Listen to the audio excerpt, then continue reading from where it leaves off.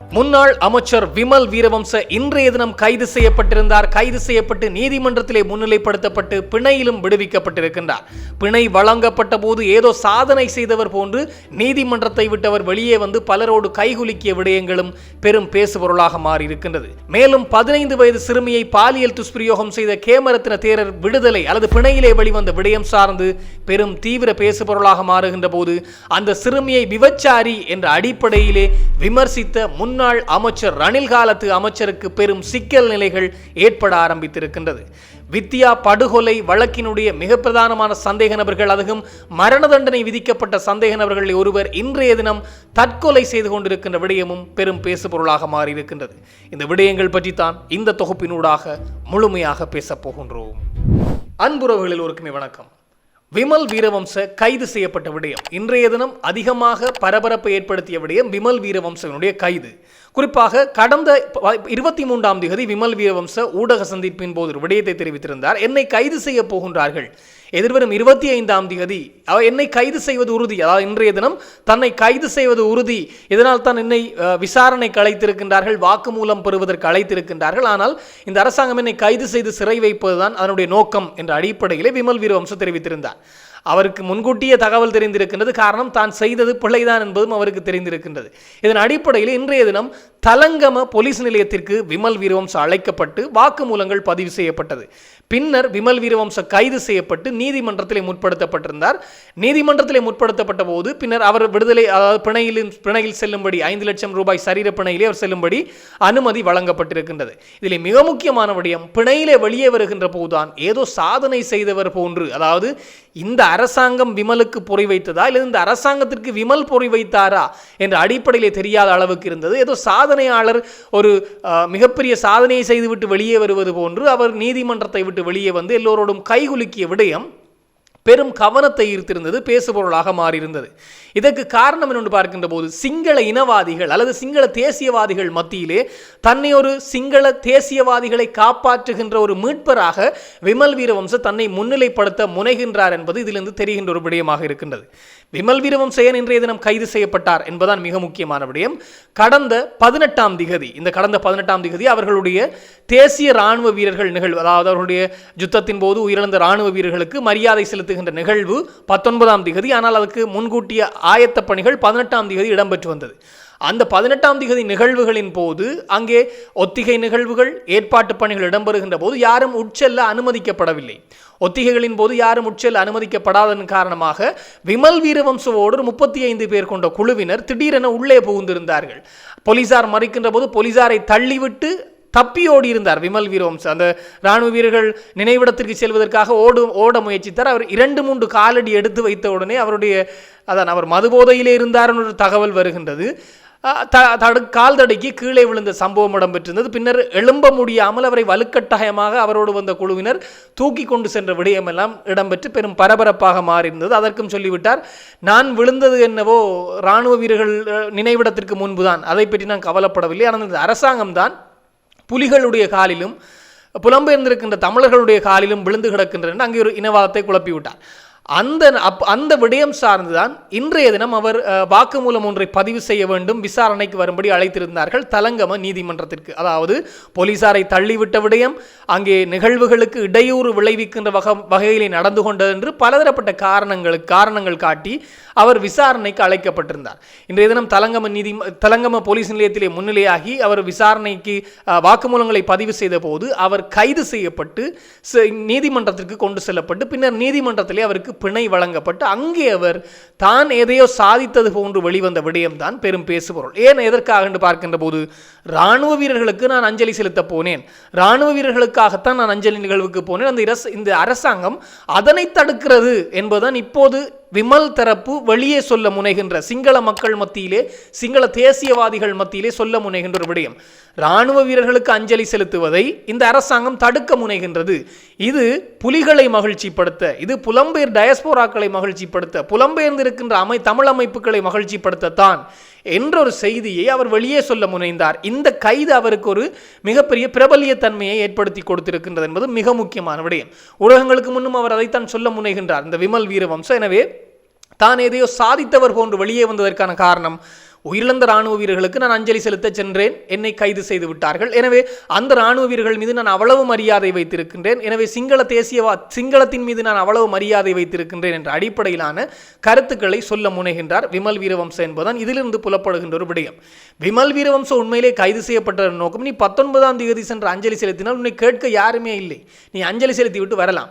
18ஆம் தேதி அங்கே பாதுகாப்பு ஏற்பாடுகள் இடம்பெற்று வருகின்றது. என் காரணம் ஜனாதிபதி அங்கே வருகின்றார். பாதுகாப்பு ஏற்பாடுகள், ஜனாதிபதி மாத்திரமல்ல உயரிய பதவிகளிலே உள்ள மிக முக்கியமான அதிகாரிகள் அங்கே வருகின்றார்கள். பாதுகாப்பு ஏற்பாடுகள் பலப்படுத்தப்பட்டிருக்கின்றது. ஒத்திகை நிகழ்வுகளின் போது குழப்பம் விளைவிக்காத வகையிலே பாதுகாப்புகள் பலப்படுத்தப்பட்டிருந்த போது தன்னுடைய பாணியிலே அவர் ஒரு சண்டியர், அதாவது எல்லோருக்கும் தெரியும் விமல் வீரவம்ச யார் என்றால் ஒரு சண்டித்தனம் காட்டுகின்ற ஒரு நபர், அந்த ரவுடிசம் செய்கின்ற ஒரு நபர், அந்த பாணியிலே அவர் உள்ளே நுழைந்து சும்மா சென்றாலும் பரவாயில்லை தடுத்த போலீசாரை தள்ளிவிட்டு பெரும் அட்டகாசங்களை செய்திருந்தார்.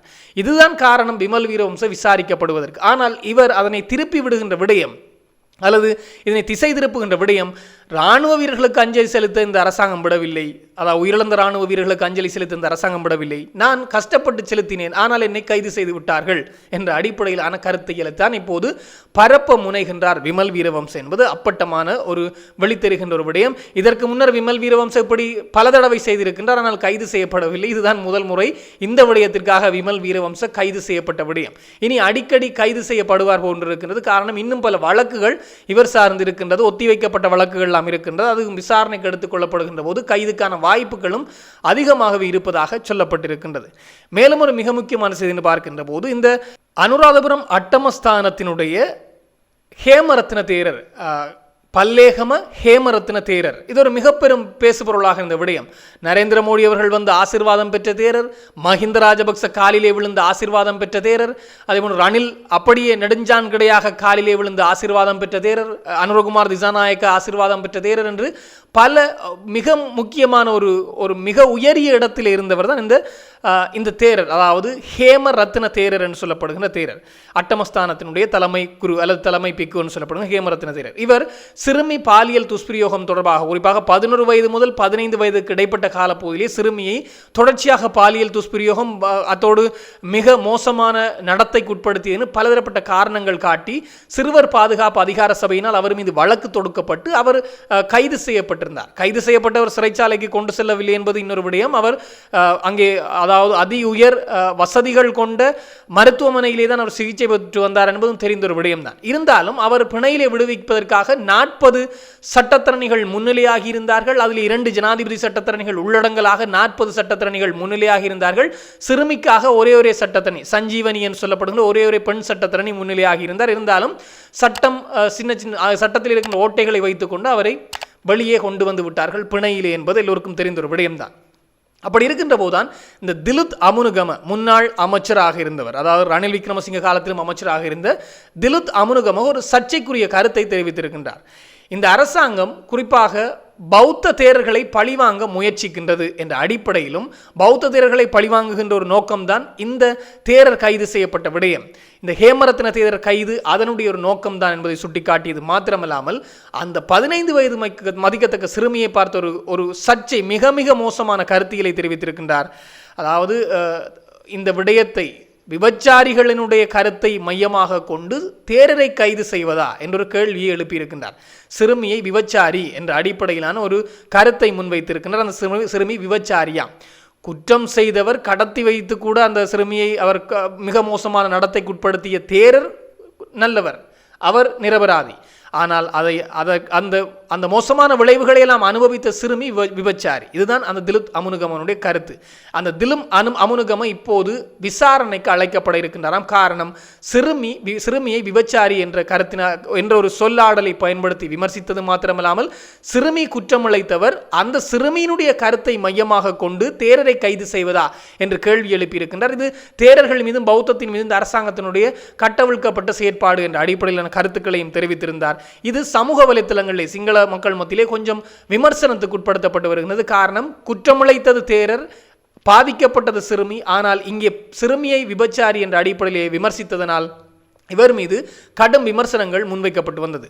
உடனடியாகவே காலிலே விழுவது போன்று மன்னிப்பு கேட்டுவிட்டார். நான் ஒன்றும் அந்த சிறுமியை சொல்லவில்லை, வேறு ஒரு இடத்திலே நடந்த விஷயத்தை தான் நான் இங்கே சொன்னேன் என்ற அடிப்படையிலே அவர் இதற்கு நான் மன்னிப்பு கேட்டுக்கொள்கின்றேன். சிறுமியின் மனம் புண்பட்டிருந்தாலோ அல்லது சிறுமி சார்ந்த உறவினர்களுடைய மனம் புண்பட்டிருந்தாலோ நான் மன்னிப்பு கேட்டுக்கொள்கின்றேன் என்ற அடிப்படையிலே திலும் அமுனுகம தெரிவித்திருந்தார். இருந்தாலும் சிறுவர் பாதுகாப்பு அதிகார சபை இதனை விடுவதாக தெரியவில்லை. உடனடியாக நீதிமன்றத்தை நாடி இருக்கின்றார்கள். நீதிமன்றத்தை நாடி இப்போது இந்த நபர், அதாவது திலும் அமுனுகம, விசாரணைக்கு அழைக்கப்பட இருக்கின்றாராம். எதிர்வரும் நாட்களிலே, குறிப்பாக போலீஸ் ஊடக பேச்சாளர் வுட்லர் அவர்கள் குறிப்பிட்டிருக்கிறார், எதிர்வரும் நாட்களிலே திலும் அமுனுகம விசாரணைக்கு வர வேண்டும், அதற்கான திகதி குறிப்பிடப்படும், அவர் விசாரிக்கப்படுவார் என்ற செய்திகளும் வெளியாகி இருக்கின்றது. அதான் இப்போது சட்டத்திலே இருக்கின்ற ஓட்டைகளை வைத்துக்கொண்டு எப்படியெல்லாம் காய் நகர்த்த முடியுமோ அந்த அளவுக்கு ஒரு சிலர் செய்து வருகின்றார்கள். அதிலே இந்த பௌத்த தேரர் இவரை விடுவிப்பதற்காக அல்லது பிணையிலே கொண்டு வருவதற்காக மிக பெரும் செயற்பாடுகள்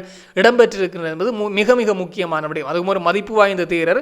அவர் செய்த இழிவான வேலைகளினால் அவரை சிறை அடைக்க வேண்டிய நிலை ஏற்பட்டது. அதான் சிறைக்கு செல்லவில்லை, ஒரு அதிசொகுசு அறையிலே அடைக்க வேண்டிய நிலை ஏற்பட்டது. இருந்தாலும் அவரை வெளியே கொண்டு வருவதற்கான கடும் முயற்சிகளினால் இப்போது அவரை பிணையிலே வெளியே கொண்டு வந்து விட்டார்கள். ஆனால் குற்றவாளியாக அந்த சிறுமியை மாற்றுவதற்கான செயற்பாடுகள் இடம்பெற்று வருகின்றது. சொற்ப நாட்களிலே இது எப்படி முடியும் என்று பார்த்தால், அந்த சிறுமி பொய் சொல்கின்றார், அந்த சிறுமி மாறாட்டமான கருத்துக்களை தெரிவிக்கின்றார், அந்த சிறுமி போலியான சில விடயங்களை, அதாவது போலியாக மாறி மாறி சில கருத்துக்களை சொல்வதனால் இதை மையமாக கொண்டு அந்த வழக்கை உடைத்து விடலாம். அந்த சிறுமி முரண்பாடான கருத்துக்களை சொல்கின்றார், எனவே தேரன் மீது குற்றம் இல்லை என்ற அடிப்படையிலே அந்த வழக்கு முடிவடையும் என்பதுதான் இப்போது பார்க்கின்ற போது, அந்த வழக்கை அல்லது அந்த விடயத்தை பார்க்கின்ற போது தெரிகின்ற ஒரு தகவலாக இருக்கின்றது. எனவே பொறுத்திருந்து பார்ப்போம். மேலும் ஒரு மிக முக்கியமான செய்தி என்று பார்க்கின்ற போது, வித்தியா படுகொலை, புங்குடுதீவு மாணவி வித்தியா வழக்கு சார்ந்து கைது செய்யப்பட்டிருந்த 7 பேர், அதில் ஒருவர் ஏற்கனவே உயிரிழந்து விட்டார். பின்னர் கொழும்பு நீதவான் நீதிமன்றத்தினுடைய உத்தரவின் பேரிலே 2 பேர் விடுதலை செய்யப்பட்டிருந்தார்கள். அது 4 பேருக்கு அதாவது 4 பேருக்கு மரண தண்டனை உறுதி செய்யப்பட்டிருந்தது. இந்த சம்பவம் 2015ஆம் ஆண்டு இடம்பெற்றிருந்தது. 2017 அளவிலே இவர்களுக்கு மரண தண்டனை விதித்திருந்தது யாழ்ப்பாணம் உச்ச நீதிமன்றம். ஆனாலும் அந்த உச்ச நீதிமன்றத்தினுடைய தீர்ப்பை எதிர்த்து கொழும்பு மேல்முறையீட்டு நீதிமன்றத்தை நாடியிருந்தார்கள். எங்களுக்கு வழங்கப்பட்ட அந்த தண்டனையானது அநீதியானது, இதனை மீள் பரிசீலனை செய்ய வேண்டும் என்று. ஆனால் கொழும்பு நீதிமன்றமும் அதனை உறுதி செய்திருந்தது, மரண தண்டனை உறுதி செய்திருந்தது மாத்திரமல்லாமல் 2 பேரை விடுதலை செய்திருந்தார்கள். ஒருவர் உயிரிழந்து விட்டார், மொத்தம் மீதி 6 பேர், அதில் 2 பேர் விடுதலை செய்யப்பட்டார்கள். 4 பேருக்கு மரண தண்டனை உறுதி செய்யப்பட்டிருந்தது. அதிலே இன்றைய தினம் அந்த வழக்கு, அந்த உறுதி செய்யப்பட்ட மரண தண்டனையை வாசிப்பதற்காக நீதிமன்றத்துக்கு கொண்டு செல்ல வேண்டிய ஏற்பாடுகள் இடம்பெற்ற போது போலீசார், அதாவது இந்த சிறைச்சாலையிலே இருந்த 4 பேரை முன்னிலைப்படுத்துவதற்கு முயற்சித்த போது அதில் ஒருவர் தூக்கிட்டு தற்கொலை செய்து கொண்டார் என்ற செய்தி பெரும் பரபரப்பை ஏற்படுத்தி இருந்தது.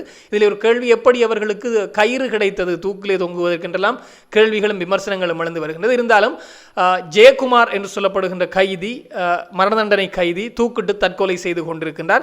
அவருடைய உடற்கூற்று பரிசோதனைகளுக்கு அவருடைய உடல் யாழ்ப்பாணம் போதனா வைத்தியசாலையில் அனுமதிக்கப்பட்ட போது அது தற்கொலைதான் என்பது உறுதிப்படுத்தப்பட்டு விட்டது. பின்னர் குடும்ப உறுப்பினர்கள், குறிப்பாக அவருடைய மனைவியிடம் உடலை ஒப்படைக்க முயற்சித்த போது அவர்கள் உடலை பெற்றுக்கொள்ளவில்லையாம். குடும்ப வறுமையை காரணம் காட்டி அவர்கள் உடலை ஏற்றுக்கொள்ளவில்லை என தகவல் வெளியாகி இருக்கின்றது. இதனால் அரசு செலவிலேயே அவருடைய உடலை அடக்கம் செய்வதற்கு ஏற்பாடுகள் இடம்பெற்று வருவதாகவும் சொல்லப்பட்டிருக்கின்றது. இப்போது 3 பேருக்கு மரண தண்டனை விதிக்கப்பட்டிருக்கின்றது. எதிர்வருகின்ற நாட்களிலே அந்த உறுதி செய்யப்பட்ட மரண தண்டனை தொடர்பான வாசிப்புகள் நீதிமன்றத்தில் இடம்பெறும். அடுத்தடுத்து யாரெல்லாம் தற்கொலை செய்து கொள்ளப் போகின்றார்களோ தெரியவில்லை, பொறுத்திருந்து பார்ப்போம். இது தொடர்பாக இன்னும் பல தகவல்கள் வருகின்ற போது உடனுக்குடன் தெளிவுபடுத்த நானும் தயாராக இருக்கிறேன். இன்னும் ஒரு தொகுப்போடு சந்திக்கலாம். உங்களிடம் விடைபெறும் நான் என்றும் உங்கள் அன்பின் ஈழன். வணக்கம்.